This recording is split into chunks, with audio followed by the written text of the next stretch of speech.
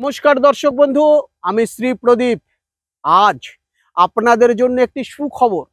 প্রচুর লোক আমাকে ফোন করেন বা প্রচুর লোক আমার চেম্বারে আসেন যে দাদা, আমার মেয়েটি এমন একটি ছেলের সঙ্গে প্রেম করে, সেটি আমরা কিছুতেই মেনে নিতে পারবো না। ছেলেটি 24 ঘন্টা নেশা করে, বেকার, কোনো কাজ করে না।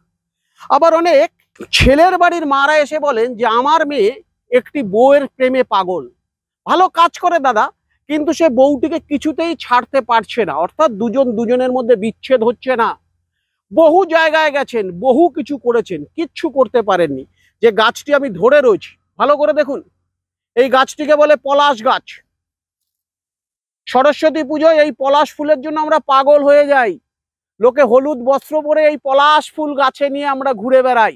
এই একটি পলাশ পাতায় 3টে করে পাতা থাকে। একটি পলাশ পাতার মধ্যে কাজল দিয়ে মেয়ের নাম লিখবেন। যদি মেয়ের সঙ্গে ছেলের বিচ্ছেদ করাতে হয়, কাজল দিয়ে মেয়ের নাম লিখবেন, সিঁদুর দিয়ে ছেলের নাম লিখবেন। আর যদি ছেলের সঙ্গে মেয়ের হয়, ঠিক উল্টো যাবে, ছেলের নাম কাজল দিয়ে হবে, মেয়ের নাম সিঁদুর দিয়ে হবে। লেখার পর এই পাতাটার মধ্যে 3টে সিঁদুরের টিপ দেবেন, দিয়ে যে মন্ত্রটি বলছি 11 বার জপ করবেন। জপ করে যে কোনো মহাকালের মন্দির অথবা শিব মন্দিরে এটিকে রেখে দিয়ে চলে আসবেন।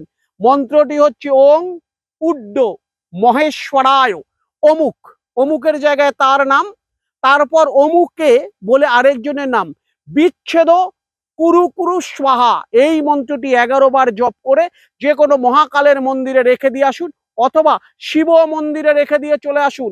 দুজন দুজনের মধ্যে চিরকালের বিচ্ছেদ হয়ে যাবে।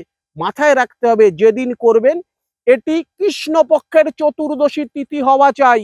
এই তিথিটির জন্য ওয়েট করুন। কৃষ্ণপক্ষের চতুর্দশী তিথি যদি সোমবার যুক্ত হয়, এই ক্রিয়া 24 ঘন্টার মধ্যে আপনাকে ফল প্রদান করবে। নমস্কার দর্শক বন্ধু, সুস্থ থাকুন, ভালো থাকুন।